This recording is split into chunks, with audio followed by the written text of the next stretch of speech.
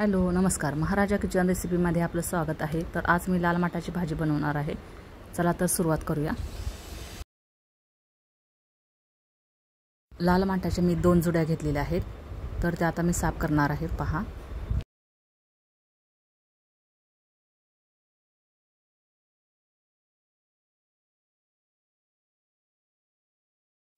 तर हा साफ करताना याची कोवळी कोवळी पाने घ्यायची आहेत आणि देठ देखील कोवळी असेल तर घ्यायचे आहे।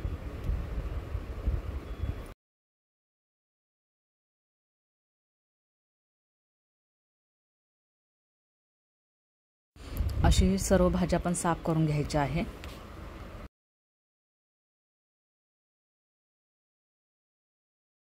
ही भाजी खायला खूप रुचकर आणि चविष्ट लागते।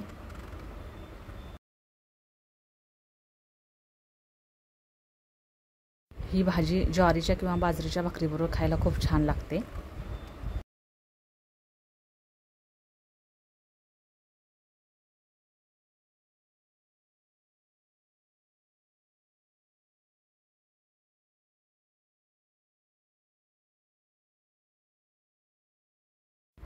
पालेभाज्या ह्या शक्यतो साफ करण्यासाठी खूप वेळ लागतो।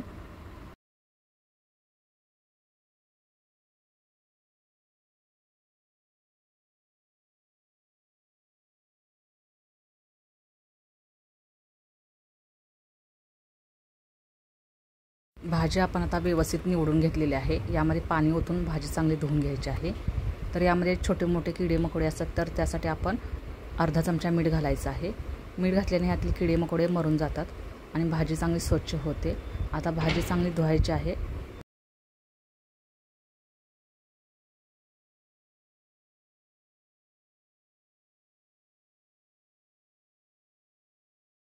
भाजी धुवून चाळणीमध्ये नितळ ठेवायची आहे, जेणेकरून त्यातील सर्व पाणी निघून गेले पाहिजे। त्यामुळे भाजी सुट्टी होते, चिकट होत नाही।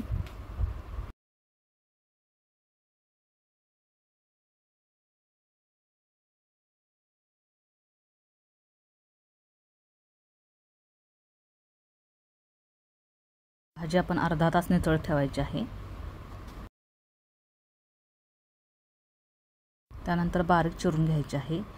भाजी चिरली तरी चालेल किंवा नाही चिरली तरी चालेल।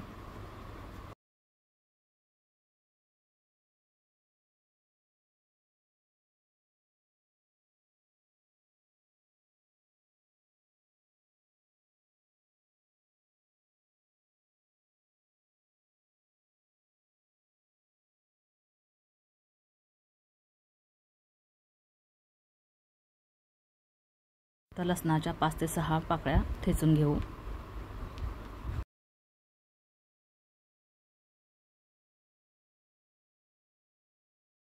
या भाजीमध्ये आपण मिरची वापरायची आहे, तर त्यासाठी 2 ते 3 मिरच्या घ्यायच्या आहेत। आता पॅनमध्ये 2 चमचे तेल ओतू। यामध्ये लसणाच्या पाकळ्या ठेचलेल्या,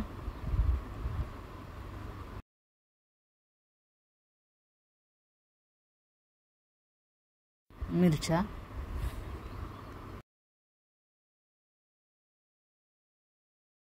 लसूण आणि मिरची थोडीशी करपूस भाजून घ्यायची आहे। त्यानंतर यामध्ये आपण भाजी ॲड करायची आहे।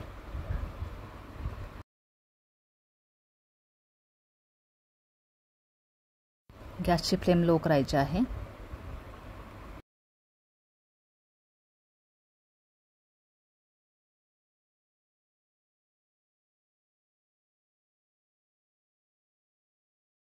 ही भाजी चांगली परतवून घ्यायची आहे। या भाजीमध्ये आपण पाणी घालायचं नाही आहे, कारण ह्या भाजीलाच सुरुवातीलाच पाणी असतं। तर ही भाजी फक्त आपण वाफेवरती शिजवायची आहे।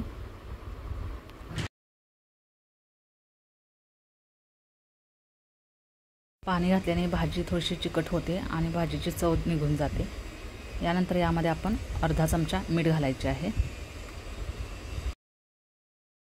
पालेभाज्यामध्ये मीठ शक्यतो कमीच वापरायचे आहे।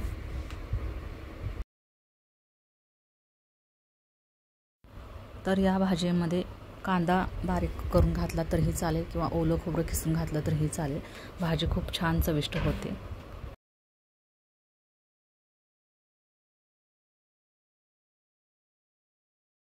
तर ही भाजी फक्त वाफेवरती शिजवून घ्यायची आहे, यामध्ये पाणी ओतायचं नाही आहे. तर ही भाजी शिजायला जवळजवळ 5 ते 10 मिनटं लागतात. आता भाजी आपली तयार झालेली आहे. चला तर सर्व करूया.